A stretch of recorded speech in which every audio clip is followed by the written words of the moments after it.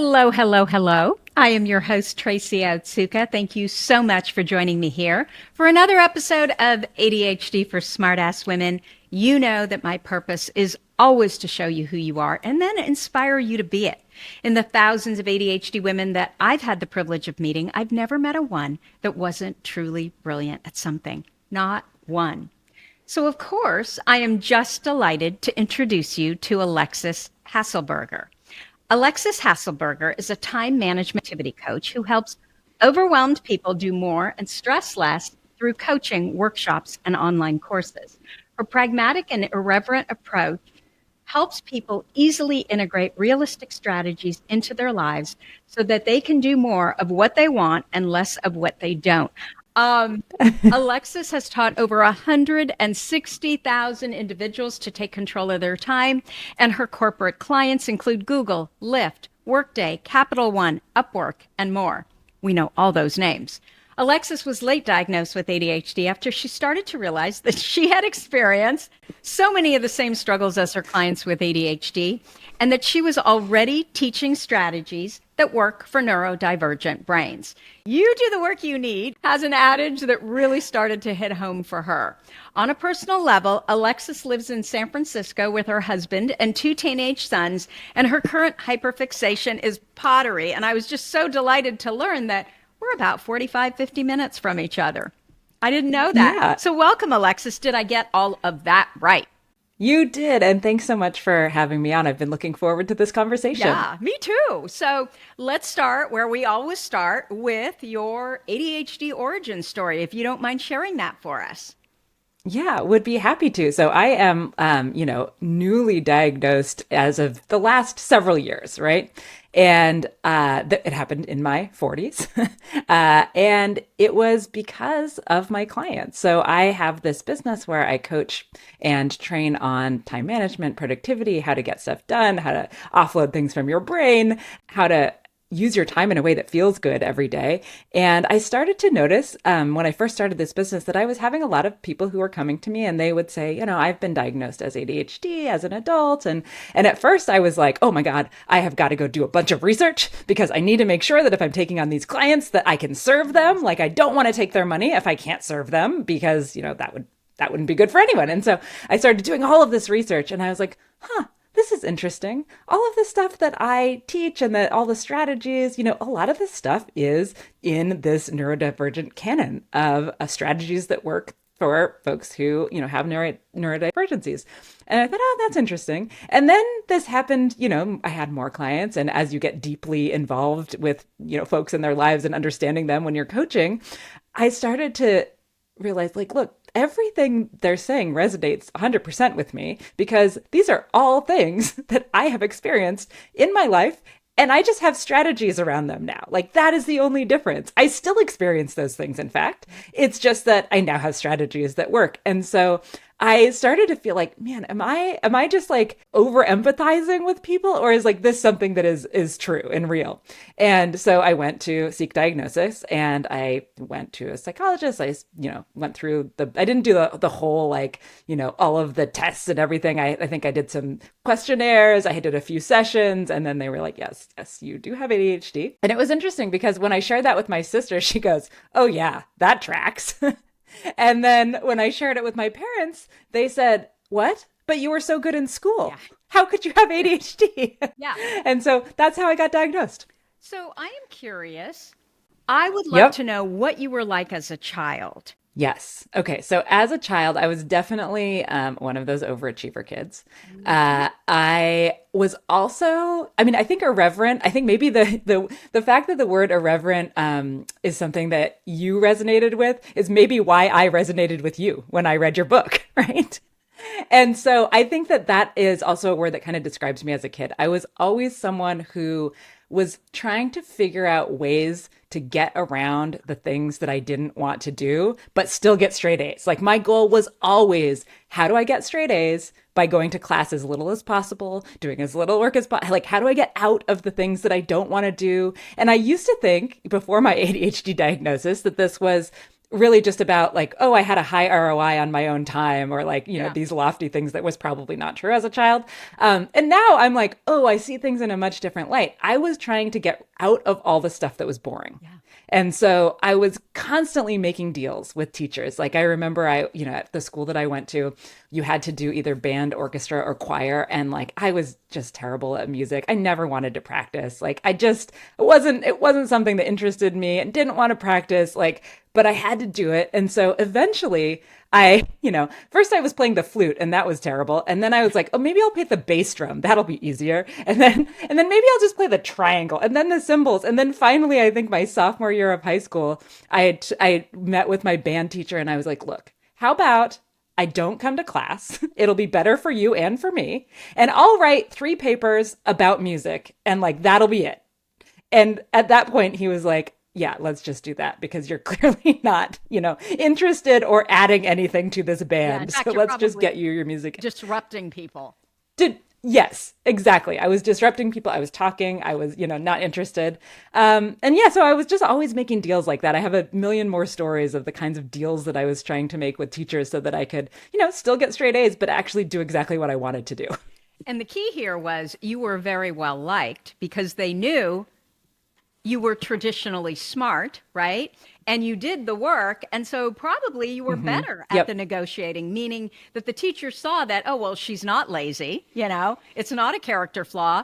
Maybe she just isn't interested in this because look at all the other things she can do, which makes it a lot easier for Yeah, them, I think right? that you're right about that. Yeah. So I have a quick story, and I must have told it before, but it's funny because it also relates to music. And I have to tell you, my entire family is into music.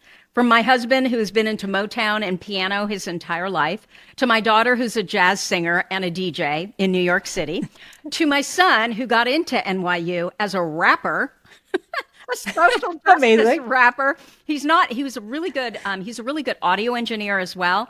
Not into that anymore. I mean, he likes it, but it's not his thing. But I don't get music. For me, the deal with music is it's almost all music, and I think it depends on the setting.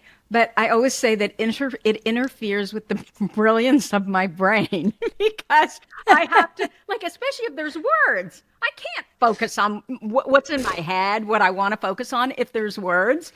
But I'm Oh, also a me neither. terrible instrumentalist. Now, if my parents had given me voice lessons, that I would have loved. But coming from a family who my mom was German and my father was Japanese, I call them tiger parents. Everybody had to play a musical instrument. And all of my siblings are very musical. So my 3 siblings all played the violin. We practiced, my mom played it as well. We practiced 1 hour every morning at 6 a.m. 6 a.m. And if we didn't practice, we weren't allowed to go do anything after school. That was fun. It was hell. So if we Yeah. didn't practice, we'd have to come back home. We'd have to practice, and then we could go do what we wanted to do. That's probably a better way to say it. So what I discovered is, so I started with the piano, and my I was the only one playing the piano, and I sucked at it. I wouldn't cut my nails. I was just a brat. And I hated it. And so what my parents thought was, oh, well, the problem is all of her siblings are playing the violin. So let's move her over to the other sister music teacher who was really serious about music, who taught the cello. So I took the cello. And, to this day, I just love the cello. I love the sound of it. It's kind of depressing, but I think it's beautiful. And so I am appreciative that I have that appreciation for the cello because I played the cello. But I am telling you, I sucked even worse at the cello. And they would never let us play anything modern or that I was interested in. It was just all of this, classical, tedious. I hated it at all. So I devised a plan. I would get up in the morning and I had a tape recorder. So I would get up, I would tape record myself for 20 minutes, and then I would play the tape recorder and I would crawl into bed and go to sleep for 20 minutes. And I think I probably did a year before my dad caught me. So I can completely relate to what it is that you're saying. Just any way to not do what's boring to us. Yes. Oh my God. I love this story so much, not only because it just resonates with me on so many levels, but also I was forced to play the piano as a child and I was so bad at it. And I hated the teacher and I mean, sure, she was a very nice lady, but like, thank God my mom finally let me quit. And then, sixth grade started and then I was forced to play an instrument again. And then, it took another few years, but your tape recorder strategy is brilliant. You know I what I love think it. it's too, though? I think if I had had music teachers with a sense of humor about Mm, music, it would have been yeah. so much better, but they were so passionate about it. My cello teacher and the violin teacher, the sister, they were two older women who were so Yes. lovely. They became like our grandparents. We'd go over for Yeah. dinner there and all this stuff. And they were the kind of people that we were always laughing, like my sister and I, and we would get in trouble because as lovely as they were serious about everything. And my piano teacher was Right. like that too. So if Mm, you're irreverent, right? yeah. Yes. I was a Yes. brat. Oh my gosh. My piano teacher was so serious. And you're right. I think that's part of it. It's like it wasn't fun. There was nothing fun about it. There was literally nothing fun about it. The And only, you had to self-censor. yeah, oh, totally. The only fun Yeah. thing was all of us would go at the same time. So can you imagine? That would be 3 hours of music lessons. But I Oh would my sneak God. off to the library, which was right around the corner. Bing Hmm. Crosby lived right in that neighborhood. So I'd find books and I'd read magazines. And then there was a little market called Adeline Market. This was in Burlingame, by the way. Okay. There was a little market called Adeline, and my dad was a dentist. We weren't supposed to eat any candy, and I would go buy all the candy I could find. So that's literally how I coped. But I'm curious with you. So did school continue to be just sort of this thing that you did, and it was easy, and like, what did you major in, and all of that? Oh yeah. So I mean, I actually really loved school, but I think it's because I didn't really go to kind of traditional schools. So Mm. for my 6th through 12th grade, I was in a public charter school, Oh, but it was like very small and there were a lot of ways to kind of curate my own experience, let's yeah. just say. And then I went to college and I tried to do exactly the same thing. So I went to NYU, just like your son, Oh, and I went to the Gallatin School of of Individualized course Study. you did. And I majored by the major that so for those of you who are listening and don't know what that is, it is a school within NYU that allows you to design your own major. And so what I majored in, what I decided was existentialism, education theory, and studio art. And Wow. basically I just was like, I am only going to take classes that are interesting to Yeah. me. And then at the end of that, I'm going to try to figure out how to make it all make sense so that I can like pass my colloquium, as they called it, right? And Which get is a like a job. 4 hour oral exam and get it. But, I wasn't thinking that far ahead. I was not thinking about a job. I mean, I worked all the way through college because I had to, Yeah. because I had to support myself. But I wasn't thinking about like, oh, what kind of a job is this existentialism degree going to get me? I was just kind of like doing stuff because it was interesting. Yeah. And I think that's actually fine because who looks at a liberal arts degree and is like, what did they major in, right? It's just No. like proof that you got the degree. I completely agree. Have fun because having Yes. fun is what's going to lead you to ultimately the thing that you should do, right? But if you start Right. in misery like engineering or something that would just kill me, I mean, my life, Yeah. all of it would be hell. And then I'd have to do Yeah. more engineering if I got through it, right? Yes, yes. Well, I'll tell you, I actually, when I went to college, my plan was actually that I wanted to become a neuroscientist, right? And Oh. then I took one biology class my freshman year. It was a big lecture hall style class. It was at 8 a.m. I'm not a morning person. And I got the worst grade I'd ever gotten in my entire life. I got like a C or something. And I had never gotten anything except for an A. And I just in that moment was like, this is not the path for me. Like I had to memorize a bunch of stuff, which is impossible for me to do. I had to get up early, also impossible for me to do. I didn't like the lecture style. I would get so bored. I would zone out if I couldn't like talk to people and like be engaged in things. And so I just was like, screw that. I'm going to just take classes that are interesting and see what happens after.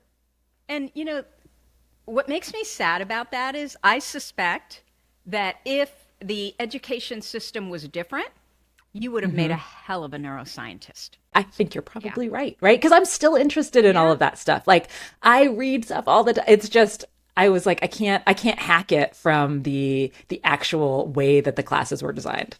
Well, and then I'm also thinking about the other students that are, that are studying neuroscience, right? Super serious, Right, the right, system right, just worked for them. right, exactly. One of the things I say about New York City, as expensive as it is and as expensive as NYU is, and obviously, my son is privileged to be able to go there and to be able to have Hmm. parents who are, basically helping him do it, more than helping him. Yeah. I think New York City is probably the best place for a neurodivergent brain, certainly an ADHD brain, because there is always something going on. And that song, well, if you can make it there, you can make it anywhere. I totally think Yeah. that's true. Like, I cannot believe how different my kids are coming from a little kind of a small cow town, Hmm. how Hmm. different they are today. Whereas when they were here, still in high school, like it was hard for them to pick up the phone. Like, kids don't pick up the Yeah. phone anymore.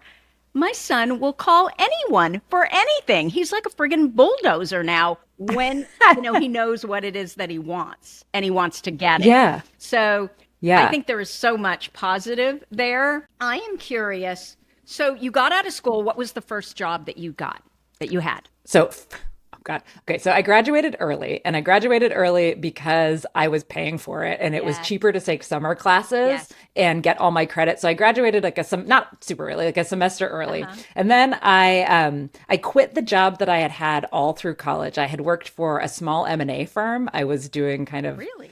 I don't know, I was like leading a little team of researchers and kind of being the admin and the office manager. I found this job right after my freshman year of college, and then I continued to work for this tiny firm all through college. I worked mostly full time, and was doing night classes and things. And so, but my boss, like, we didn't jive that well. Yeah. Let's just say. No And surprise. so M&A. I quit that job. And then I was like, and I quit it, of course, with nothing lined up, no plan, living in New York City. And right, too much. I mean, I can only imagine what my parents must have thought at the time, right? And then I was like, okay, I just have to find another job. So my very first job was at this company called Windowman Inc. USA. And what they did, and I think they still do this to this day, is it's a very small company. And what they did was repair and install doors and windows in New York City hospitals. It was very niche. Perfect place for that major. Oh yeah, it was great. I will say it was like the shortest lived job that I probably have had in my adult life. I worked there for about 8 months. It was brutal because I was basically alone in an office because everybody else would just be like out in the Yeah. field doing stuff, and I would be like calling the suppliers and being like, "Why haven't you paid?" And like it was You were terrible. the administrative arm, basically, of the Yeah. whole I company. was like the entire administrative arm of the entire Yeah. company. Everyone else, it was like the boss and then a team of, they were all Tibetan workers. So I learned a little bit of, Oh. I learned like a little bit of language, which is kind of interesting. None of it that I remember now. And then I would sit in the office and just deal with it. And I would have to walk the owner's dog every day. I'm not a dog person. And like, Okay, it was that's not where great. we're done. Yeah. Sorry. I do love my sister's dog. But anyways, I had to walk this dog every day, and it wasn't great. And then I decided that while I thought New York City was like an amazing place, I loved living there. I think there's like, just like you said, I don't think there's any place better you can be when you're Yeah. young. There's just always stuff going on. And there's always free stuff going on. Like if you're Yes. willing to wait in a line, you can like see any concert, So right? much. So much good stuff. But I kind of just had this feeling that I am not, I'm just like, I don't have enough drive or something. Not drive. I don't know if that's the wrong word, but like I just felt like there was always going to be somebody in New York who would be willing to do my job for, less money and no benefits. And that like I just didn't have that competitive nature in me. I didn't really like that. And so I thought, if I stay here, I might be poor forever. Yeah, probably. you know? And so I decided to leave, and then I ended up in San Francisco. It's kind of a windy story to how I ended up in San Francisco from there. Where Yeah. did you originally come from? Ooh, I grew up outside of Seattle. Oh, okay, West Coast. Yeah. Okay. So I was a West Coaster. Mhm. Yeah. I lived in New York, was there for like 5 years. And then I was like, okay, I don't know what I'm going to do. Maybe I'll move to Portland. I'm not sure. I think I want to go back to the West Coast. So I drove cross country with my friend. I stayed with my parents for a couple of months trying to like figure out what to do. I was like, I'm going to move to Portland. I interviewed for jobs in Portland. I got 3 job offers in Portland and I found reasons to turn down all of them. And so then my inner intuition is like, maybe I don't actually want to move to Portland. Yeah. And so I had never been to San Francisco. I put my resume up on Craigslist San Francisco on a whim. Mm-hmm. A woman called me a day later and she said, I am a criminal defense attorney. My assistant just quit and I have an extra room in my house. Do you want to move to San Francisco, be my assistant, and live in my house until I find a new assistant and you find a job? And I was like, what? And at first I called some references because I thought, I just want to make sure that this person's not a psychopath. I talked to a couple of people who had worked with her for her and they said, no, she's cool, she's fine. And I moved to San Francisco 48 hours later. Wow. Okay. And then how'd that job go? Oh, I stayed there for like 6 weeks. It was totally weird. Like, her husband he had had a stroke or something, and I would find him like in my bedroom, like when I would come home from like watching a movie and so, like, it was not a great situation, but it really motivated me to find something else. Okay. And so I spent like half my time being her assistant and the other half of the time looking furiously for a job. And about 6 weeks in, I got a job. I started that job. I found an apartment, moved out of her house. And then I met my husband at that first job. Oh So my gosh. No, it was, more perfect. yeah. And then I moved in with him like 6 months later. So it was a really whirlwind, like, period of time. Okay. So what was the job? The job that I got was being like an admin kind of a person, like the office manager at it was like a Usenet search engine. So if anyone remembers back in the day, Usenet was like a kind of pre-internet-y kind of, is like an internet related, it's like a way for people to share files and things. Okay. And so it was just like a very techie startup-y company. And yeah, I started as their kind of HR admin, office manager, Jill of all trades person. I loved it. I worked there for like 3 years, parlayed, like kind of as you do in the Bay, kind of parlayed that into, started as an office manager, ended up as director of HR and operations a few years later. And then I went down kind of an HR trajectory at startups for a while until I started my coaching business several years ago. So what made you, like, how did you get into this, coaching people how to get things done kind of business? Like, where did that even come from? Well, so one thing, I think, like a lot of people with ADHD, my hyper-focus game is good, right? Like, I can really focus when I'm trying to do something. And so I also kind of my parents were both government employees, like federal government employees. And so I came to the work world with this kind of like voice in the back of my head that my mom had always said, which was never work more than 40 hours a week because then they will expect it.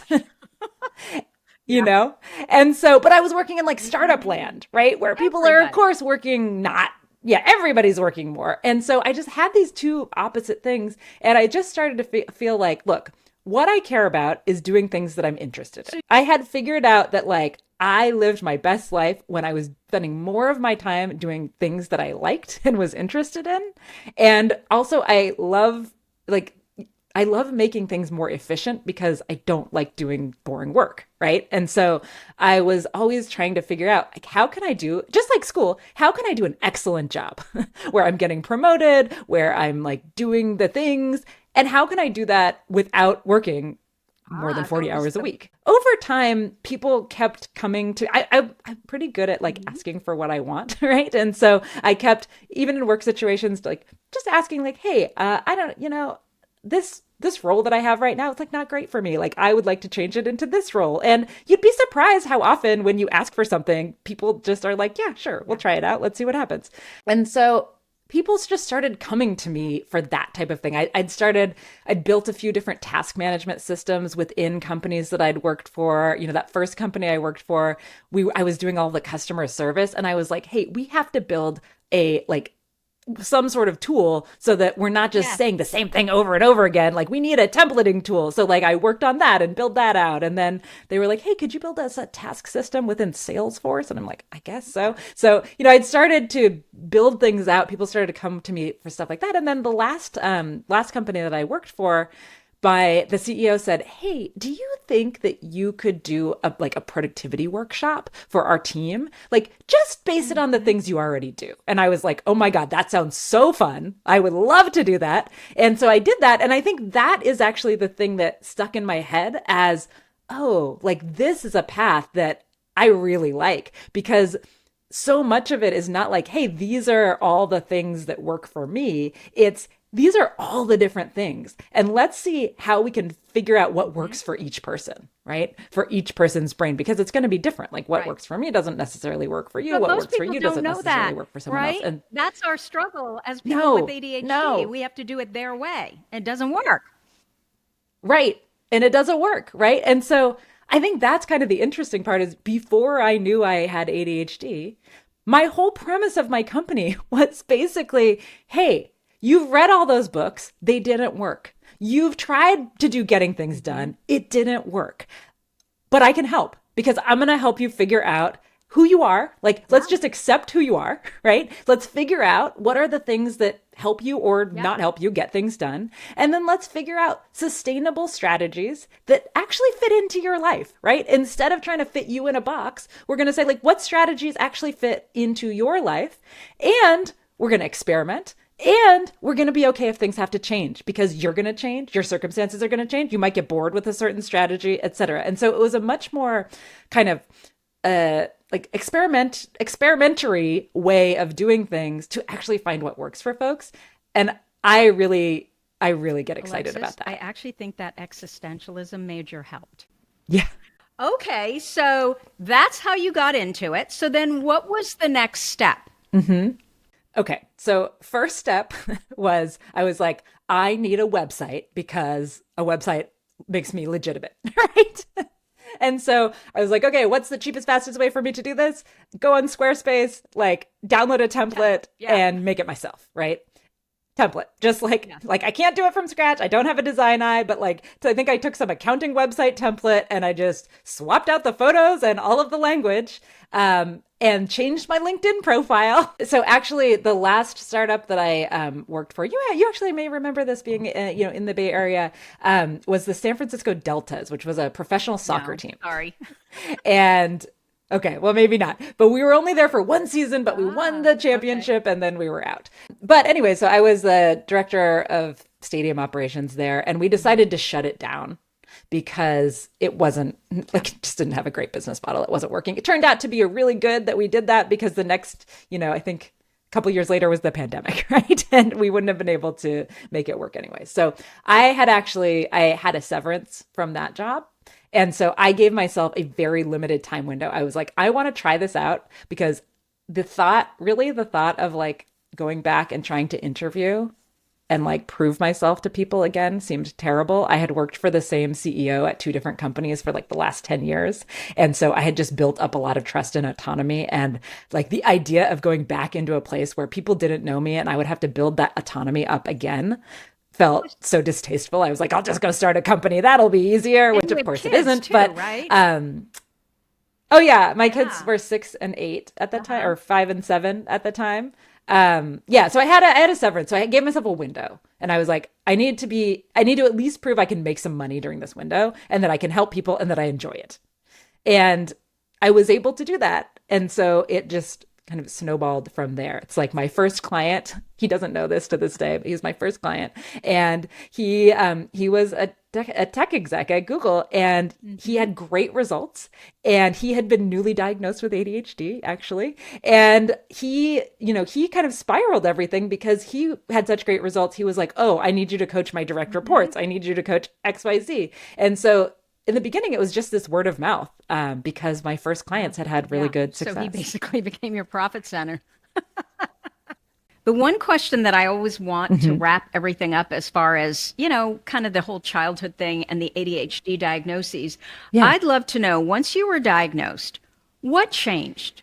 So I think the thing that what happened when I was diagnosed, what changed, was that I actually just had a lot more acceptance for the parts of me or the things that I did that may have seemed like weird or unnecessary or overkill or strange to other people. And it helped me like rethink a couple of things because, so for instance, I have a conversational style that I think a lot of ADHD people do, where it's like, you say something, I say something, like we're feeding off of each other, right? And sometimes in a work environment, let's just say, you can become known as an interrupter. And it's not that you're trying to interrupt, you're just so excited about furthering the conversation. And so, I had gotten feedback really early in my career that's like, hey, look, you just have to wait 3 seconds to talk before somebody else, like after somebody else is done, because, et cetera. And still think that's good advice, but it always had plagued me, like, why can't I do this? Like, why can't I, like what is that? And then once I was like, oh, this is just like something about how my brain works, then I could let myself go and give myself more And grace on interrupt that. away. Or yes, exactly. Well, not interrupt away. I still try to like tamp it down in certain situations, but it's like I know where it comes from. And, like with, I don't know, I think it may have seemed strange to my husband perhaps that like I can't remember anything. Like I have no short-term memory. And so I always have to have a list, and it's like, he can tell me something right now, and if I don't write it down, like 5 minutes later, it is gone. Right. And so I think it just made me feel better about those things, that like, hey, the things that I do, like I'm a successful person, and the things that I do that are coping strategies or mechanisms or structures, they're helpful to me. And that's totally okay that other people don't need them. No, absolutely. So it was any shame that you may have had about being different and your brain not working like everybody else's. It was just this aha, like, okay, I'm totally okay.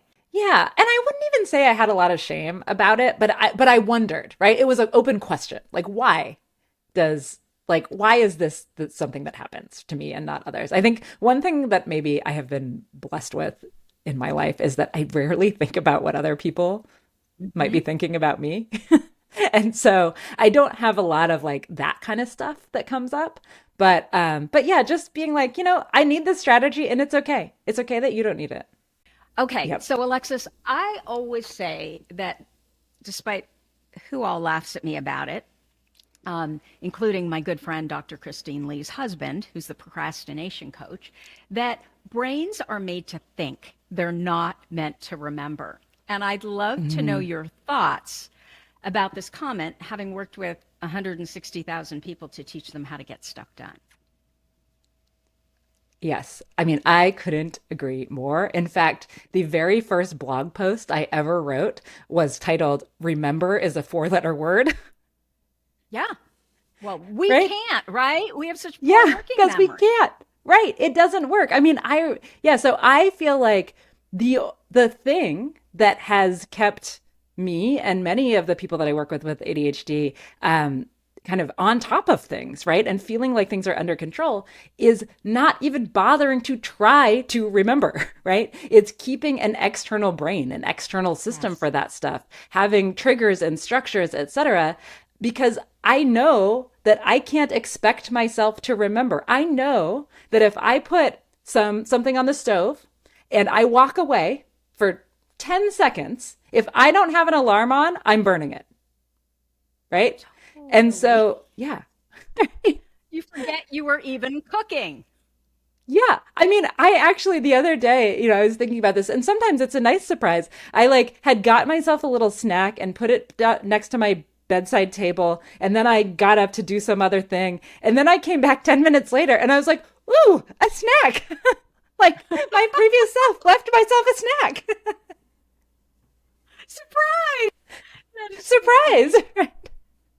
Yeah, so I That's what couldn't I agree love. more. And I think the Yeah, go pressure we ahead. put on ourselves to remember, I think is the problem, right? Because if we are told since we were little kids that, oh, like memorize things, you got to remember. I mean, I Yeah. remember being a little kid and feeling really bad because, when the teacher would read like a chapter of a book every day, and then they'd always ask someone at the beginning, okay, who can summarize what happened in yesterday's chapter? I mean, for me, it was like a blank slate. I was like, I don't know. I have no idea. And then as soon as somebody said it, I was like, oh yeah, I remember that. But it's like, I couldn't get there on my own. And so yeah, I couldn't agree with more with that.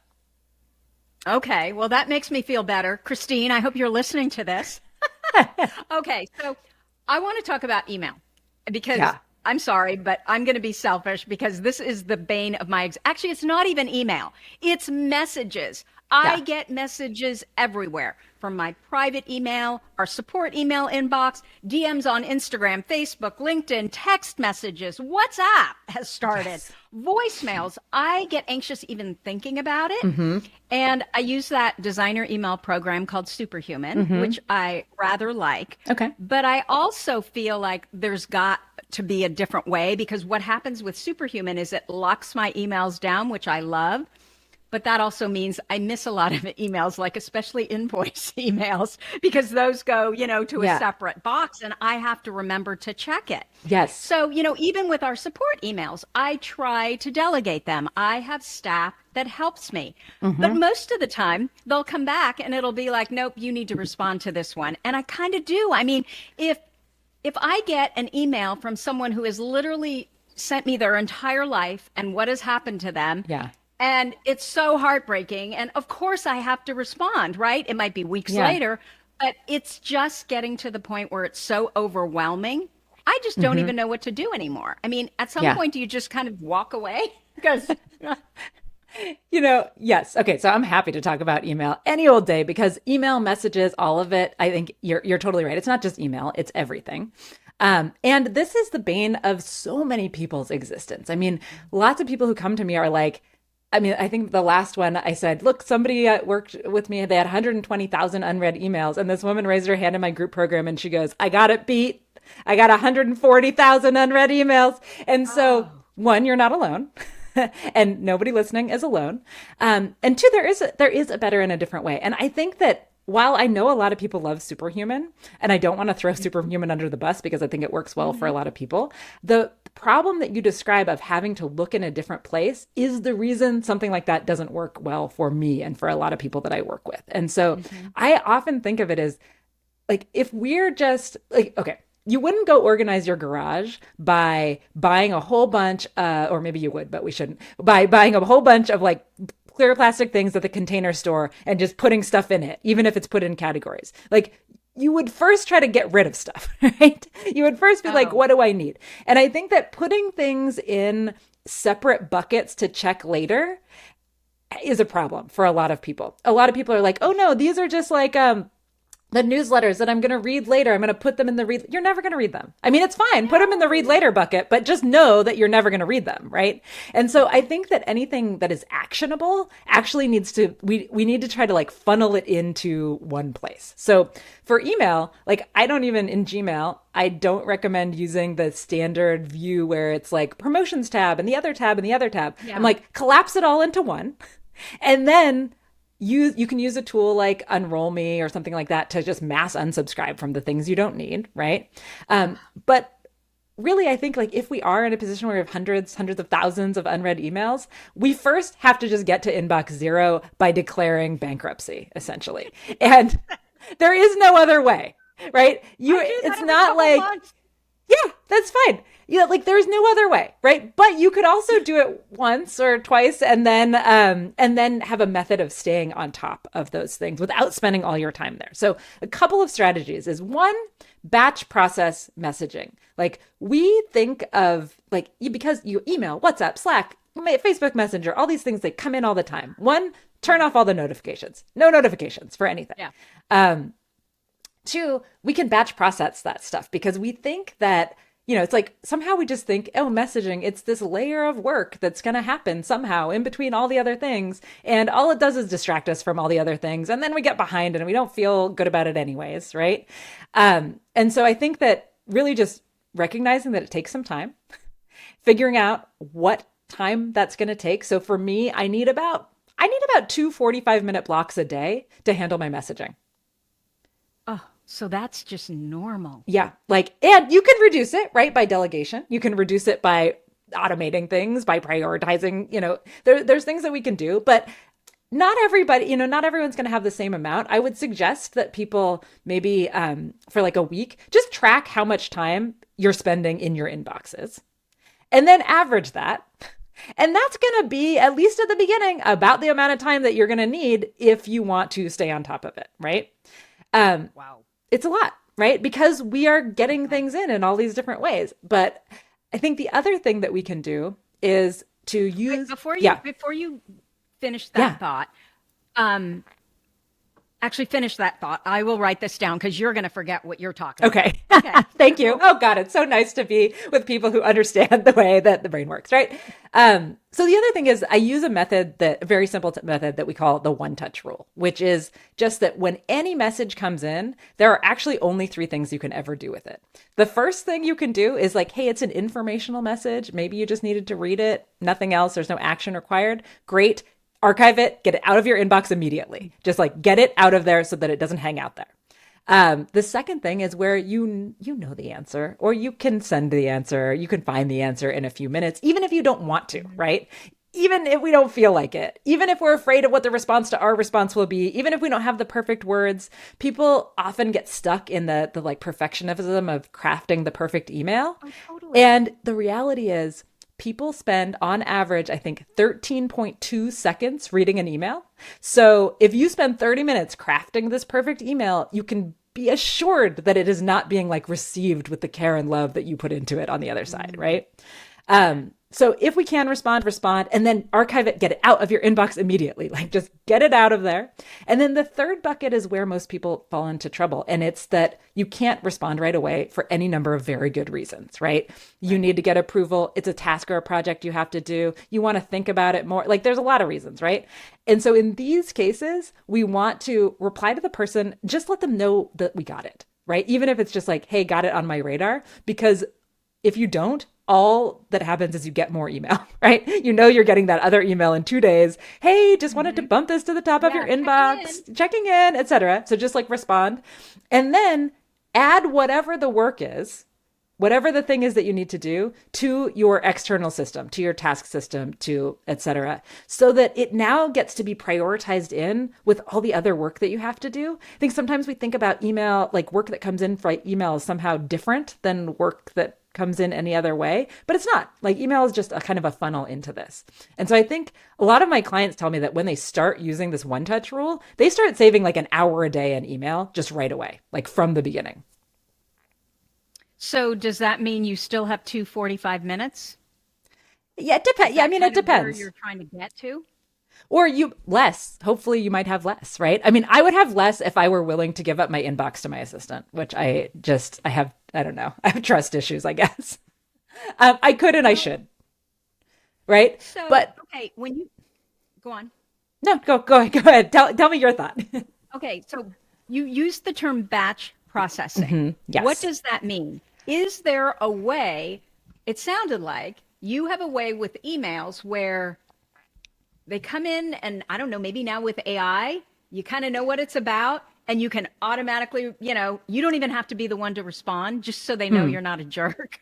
So when we're batch processing, that just means that when we're in email, we're in email. And when we're not in email or messaging, we're not in email and messaging. So we want to turn off the notifications. We don't want to be tempted. Studies show that when we get distracted or interrupted, and that would be every ding or ping, that it takes us on average about 23 minutes to get back to what we were doing, right?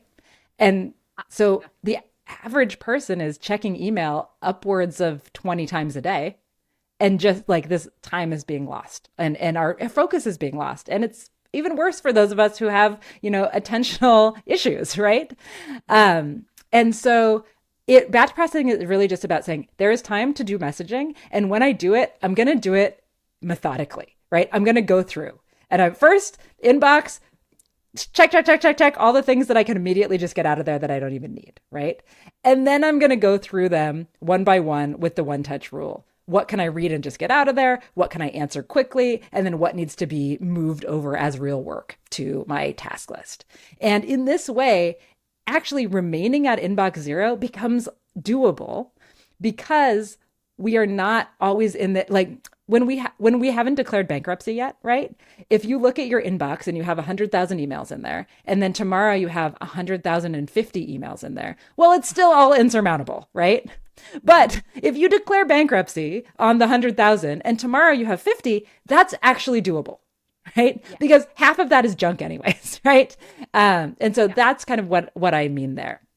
Now, hopefully you can get that done down over time. I myself have lots of templates built out to make responding to things much easier and much more quick And so I have probably hundreds of little like template snippets. I have things where it's like, I'm a very direct person. And so it doesn't come by nature to me to be like really flowery in my emails. Yeah. Right? Like, so I will like write the email I want. And then I have all these little shortcuts where I type like /WW and it says, I hope your week is going well, or I type like, QS and it's like, please let me know if you have any questions or if I can support you in any way before your next session. And like, instead of me having to type that out, I just had to type two little things. Right. So I have a lot of ways to make that process easier.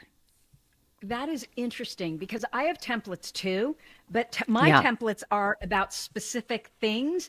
And so it never quite fits. And so then I have to cut and paste, and versus your templates, I think make more sense because there's certain things people are always asking and you can just throw that snippet in. Now, do you just do that on Gmail? Yes. Okay.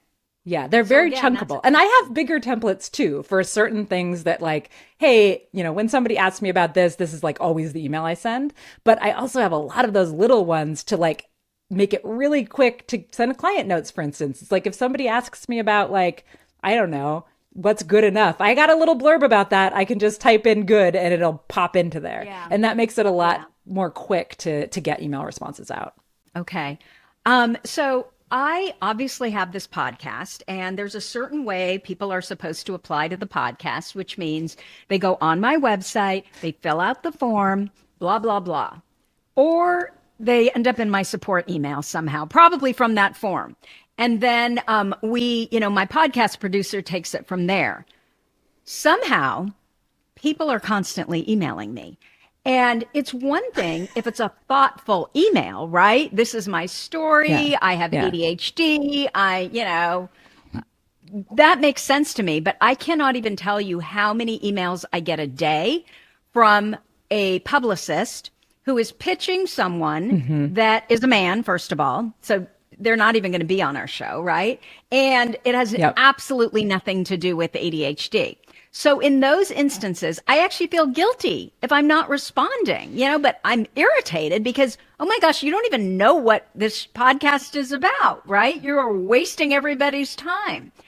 Still respond. In those instances, would you just say, screw it, don't even bother responding, just delete it? Yeah, I mean, I think that you are not responsible to respond to every unsolicited email, right? I think it's okay.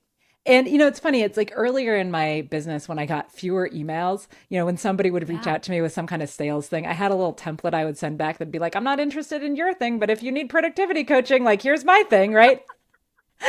And That's hilarious. right, I would just be like, hey, you're trying to sell me. You're in my inbox. I'm going to try to sell you. I don't even do that anymore, right? If I get a message, and I get messages all the time too, they're like, oh, I want to do a guest blog post on your blog. And then they'll send me, they're like, and I want it to be about like mattresses. And I'm like, what? No, what are you talking about? Right? Like, so I would say it is totally okay if somebody has put no care into the message that they have sent to you, that you do not have to respond to that person. Except then they keep coming back. Did you get my email? Did you get my Yeah. email? Or even just a simple template. Like if you had a little template that was like, hey, thanks for reaching out, not interested. Best of luck to you or whatever. That might take just the same amount of time, 2 seconds, but might stop it. Right. Yeah. Okay. So I'm going to change the subject now. Okay. When you are spinning and are struggling to start for whatever reason, sometimes, it's fear, it's all of that. Other times it's just, oh my God, that's so boring. I cannot even, I know exactly what I need to do, but I can't even go there. Yeah. What are some of the strategies that you use? Yes. So you're on total overwhelm. Yeah. Total overwhelm. Okay. 2 strategies that I employ all the time. One of them is that I break it down to the smallest possible next step that I could do to move that thing forward. And when I say small, I mean small. Like it might be just open a document, right? It might be like literally I'm trying to turn everything into low-hanging fruit because I know from experience that once I have the first step, then the next step will become more obvious, right? And it's really hard to think about all the steps at once and you can get stuck there, right? And so I will try to break it down. I call it idiot proofing my task list from myself. So Hmm. I'll just try to make it really small. Another thing that I'll do if I'm kind of spinning out or overwhelmed is I will sit down and I'll do like a really quick brain dump into my task system of what are all the thoughts that are spinning. Because if I can get them out of my brain, just as you said, like your brain is not for remembering, it's for the thinking and the doing. If I can get that stuff out of my brain, there'll be more brain space left for the doing. Um, Christine, did I you hear also that? I also really like to talk to myself out loud. Uh, and I have a little pet theory about this. I think that when we talk to ourselves out loud, it helps to focus us because Yeah. we can have many thoughts happening, but we can only say one thing out loud at the same time, right? And so I think that when I talk to myself out loud, it helps me to get into or just do the thing, whatever it is, because I can't think all the things at once. I can only think about the thing I'm saying. So those are the strategies Okay. that I use most frequently when I find myself in that kind of overwhelmed spinning out phase. So a lot of women, ADHD women, balk against structure, right? We feel that structure impedes our creativity, Yep. but that's not really true, right? No, I feel like we balk against structure. Often we balk against other people's structure.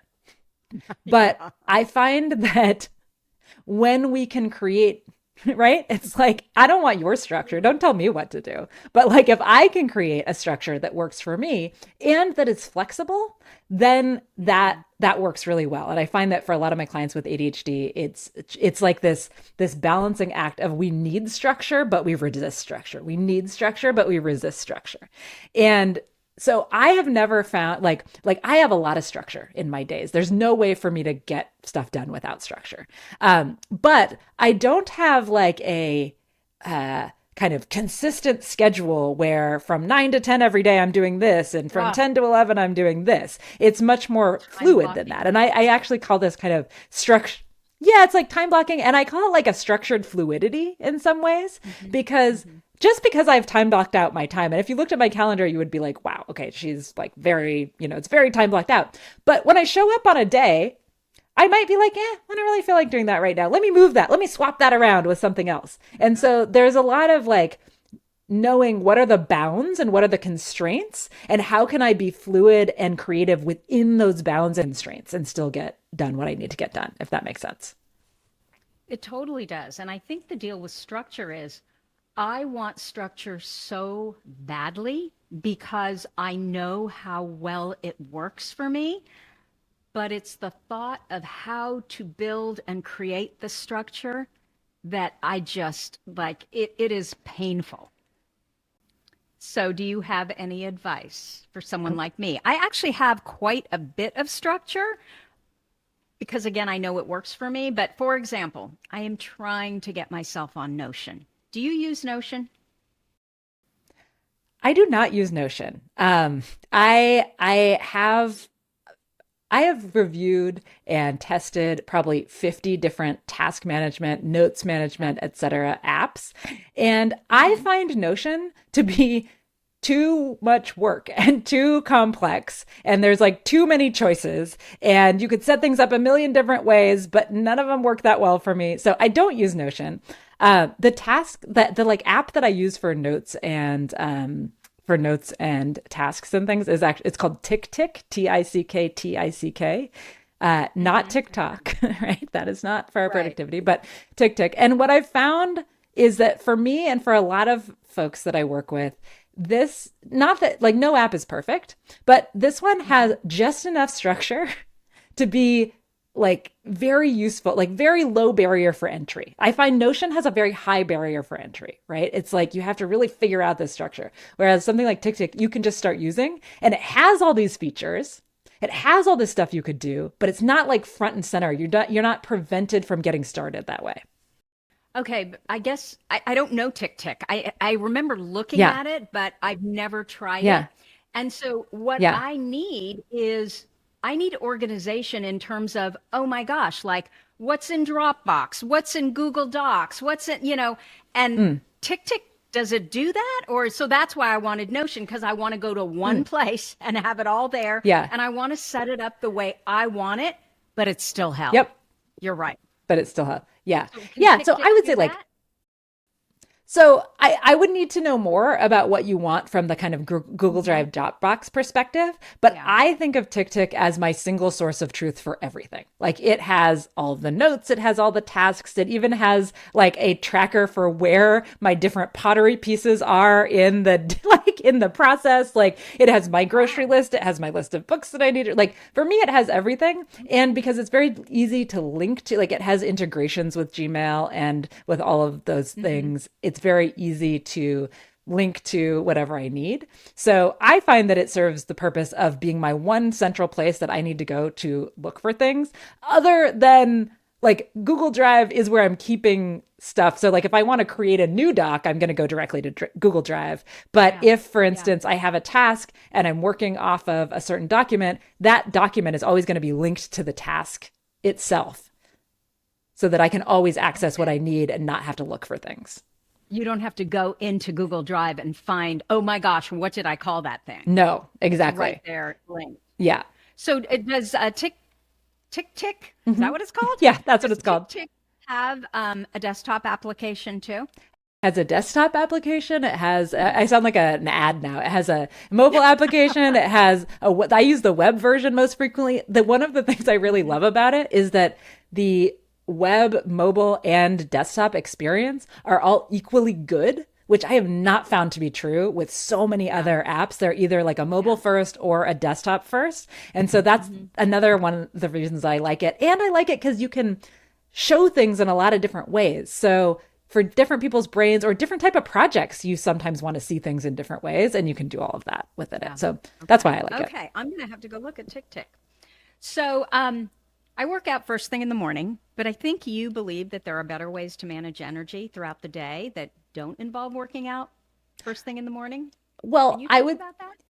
yeah, I mean, I would say it's not that there are better ways, it's that there are different ways for all of us, right? And when I read your So you're book, not a morning person. yeah, right, exactly. Like Got when I read your it. book Okay. and I was like, wow, she's able to get up and work out every morning. Like I was impressed. And I also know that I have tried that before. I'm well into my 40s and I have tried this many times and it Hmm. just doesn't work for me. Like I will always like I don't even shower in the mornings because my brain just always is like, how can I get more sleep? Right? Like I just want more sleep. Hmm. I definitely have the delayed sleep phase, Oh, yeah, yeah. thing. Okay, of course.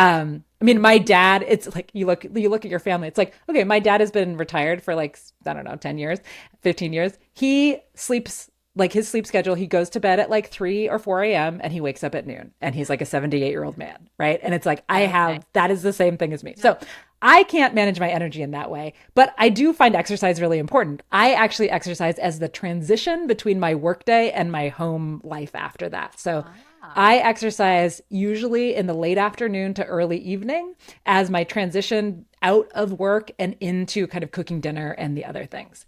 And then yeah. I manage energy personally with one, making sure I can sleep up until like the moment that I really need to get up and do something. I Hmm. also manage it through breaks throughout the day. I try to get a lot of like movement breaks, even if it's just 30 seconds or 2 minutes of, oh, I'm going to go water the lawn or I'm going to go, throw a load of laundry in and just not think about anything. I try to like get it up in that way. And so I really think everybody needs different strategies for how they maintain those energies, right? Yeah. And for me, like, yeah, the exercise just has to happen later because it won't happen earlier. I've tried that and I know it doesn't work for me. Okay, so this would be my question though. Yeah. I totally get that and I completely agree. You've got it. You're the expert on you, Yeah. right? And so when you try, I mean, this is what we tend to do just as neurodiverse people is we try to follow the rules that have been set for everybody else and it does not Right. work. But this is my question. How does that boost in energy from exercise help you with your work? Or are you saying, I don't really need that for my work? What I need it for is that second half of my day when then I have to be on as a parent because my work is exciting and interesting enough to me Yeah. that no problem there. It's not boring. Yeah, it is. I think it is. My work is not boring. And I think working for myself makes a big difference, right? Because I get to focus Yeah, on the things that I am interested in and care about. sure. But I also think that like exercise is one of those things where like I do not have the same experience of exercise, I think, as a lot of other people. Like I have never Mhm. experienced the like endorphin rush or, anything Oh, that anyone talks about. Like I never feel after exercise, I never feel like, oh, I've got a burst of energy. I feel like I'm glad I did that because it's healthy for my body. And I also know that if I go for too long without exercising, my mental health starts to suffer. And yeah, so I exercise more for like the long term got it. effects than I do for like the in the day effects. And I think that with my work, I try to make sure that nothing is boring. Of course, we all have to do boring things, but I Yeah. try to make sure that I have like a good variety of things happening, right? I'm not trying to like slog away on one thing for the entire day. That doesn't work very well for me because I'll get bored and I'll get distracted and I'll stop. So I think that's why time blocking works really well. And that's why like allowing myself to move things around works really well. I'm also kind of a high energy person just in terms of my day to day, like when I'm in it, I'm in it. I really like what I'm doing. So I don't think exercise works for me in exactly that same way that it does for a lot of other people. Mm, that's really, really interesting. Okay, so Alexis, um, what are the ADHD traits that you feel are responsible for your success? So I think definitely hyperfixation is one of them. Hmm. I think that my ability when I'm interested in something to just like make it happen. I also think, I don't know if this is an ADHD trait, but I am like very optimistic, right? I just always I think it assume is. that things are going to work out. Yeah, And so yeah. I approach things, I think, with a lot less like fear and hemming and hawing. Maybe that's just the impulsivity, right? I kind of approach things without that, like, oh, I really need to make all the decisions.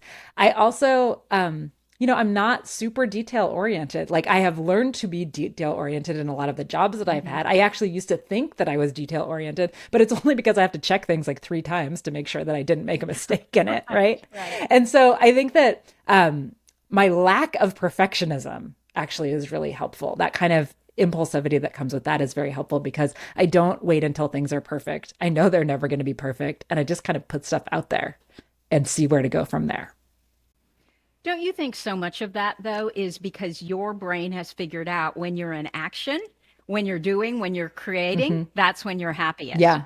And then when you go into like any kind of perfectionism, could it be better? What are you doing? Then you just want to shut that down and get back into action Right. because it feels better. Right. Or Yeah. start something new, right? Like Yeah. start Even another thing. better. Yeah. Yes. Exactly. What is your number one ADHD workaround? I think the number one ADHD workaround, the thing that has stuck with me forever, is just having an external brain, having a task system that controls everything, right? That is, if without it, I literally don't know what I'm doing. Like I don't remember. I can't like I couldn't follow up with people. I wouldn't remember to take out the garbage. Like I wouldn't remember to follow up with my kids about certain things. So for me, it's that just recognizing and accepting that my brain isn't going to do it. My brain isn't going to remember it. And so it is much better for me to spend my brain doing, thinking, acting, and using an external source for everything that falls into the remembering camp. And that makes so much sense because what I believe ADHD ultimately is, we just have a more sensitive nervous system. And so if you think that you're always anxious because you don't know where you're supposed to be, you don't know where your stuff is, how does that affect your nervous system? And then how does that affect your executive functions, right? And it Right. just becomes this big cycle. So the minute, and I say this not 100% being there for sure, but whenever I create another system, it's just amazing to me how much my nervous system calms. Yes. And then everything's better and easier. Yes, exactly. And I think, it's interesting. I don't know about you. I've struggled with meditating. Like this is something I know that you're supposed to do for your brain. And like I have Yeah. never been able to do, maybe 5 minutes I could do. Yeah. But I also think like I don't have all that chatter in this. I like I do, but I offload it immediately, right? And so I think in some Yes. ways it's like I have figured out the non-meditation way to calm my mind. And it's to not try Right. to keep all that stuff in it. Yep. No, it makes absolute total sense. Okay, Alexis, thank you so much. Are you working on something that you want to tell us about? I am always working on something. And so, I a couple figured. of things. Yes, I mean, I'm sure everyone you talk to is always working on many things. I actually just started my own podcast earlier this year. So, it is the Do More, Stress Less podcast. It includes just it's short, it's very actionable, and it is filled with compassion for those of us who struggle with overwhelm, getting things done, stress, etc. So that would be a great thing. And then I also have a group program and an online course that I've had a lot of success with for people. It's called Time Well Spent, and that is something that I would love for people to check out if if they're interested. And if they're like, that's too much, I don't want to think about that. I have a free distraction action plan that you can download from my website. That'll just be 5 minutes to help you figure out what are your primary distractors and how can we reduce some of those. And so, would they go to your website to basically find everything? They will go to my website to find everything. Tell us what the website is. It is alexishasselberger.com.